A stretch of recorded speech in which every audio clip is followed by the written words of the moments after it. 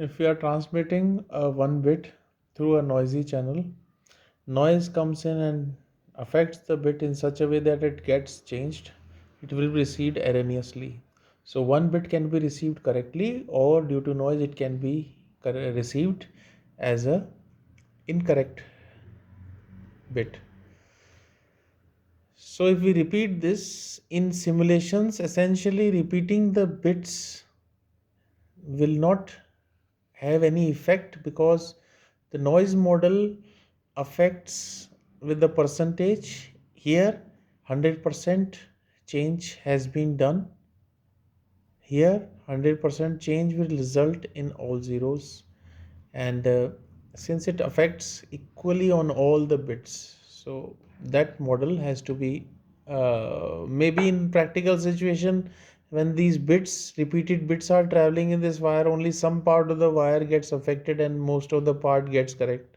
Majority rule does decode it correctly, but maybe in sometimes in your simulation coding you say that the noise affects with 50% or 100% chance of flipping the bits, then all these bits will be 100% affected and flipped to wrong, so repetition will not help in this case. So that is one pitfall that can be reached in wrongful coding.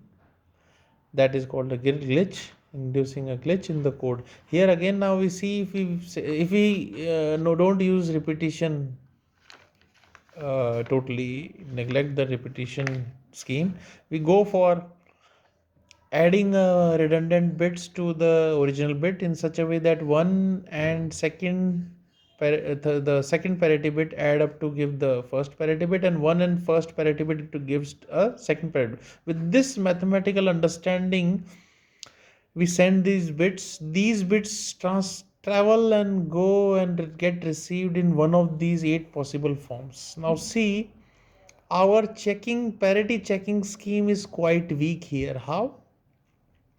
If we see that, if we, due to error, these bits flipped in such a way that 110 that was initially transmitted is received as 000.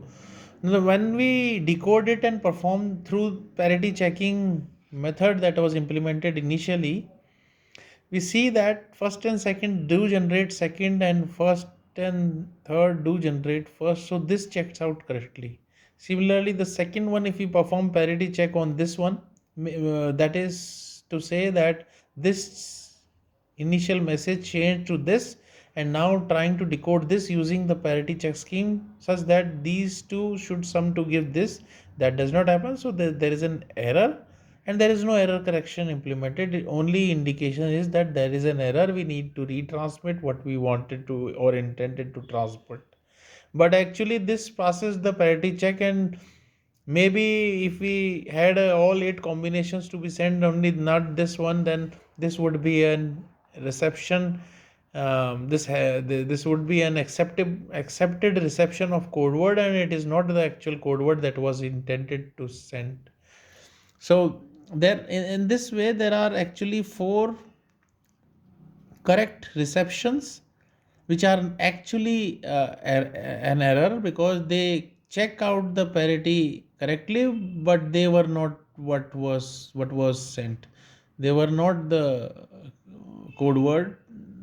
Neither of them. Only one of them was the code word. So half of the time we get correct reception, out of which only one is the sent one and other 3 are wrong, and half of the time correct and half of the time wrong. So that's why this scheme actually does not work better than this one. Which one? Uncoded. We just transmit this, or let us say we just transmit uh, one, do not give any parity protection, we just transmit this. Transmitting this, we will receive this or this, and the probability of flipping or the noise that happens is, obviously we don't take 50%. We don't use a channel that is gives a 50% error, because that is not a good channel. We have a probability of less than, I mean near zero, and less further from zero. Probability of error should be very low.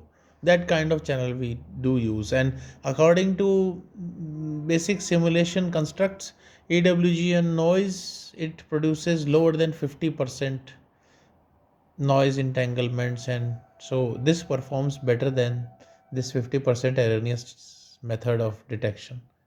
So the channel does not do that much corruption as much as we have done with the scheme ourselves. So that's why we were getting wrong error corrections by implementing LDPC with parity bit corrections.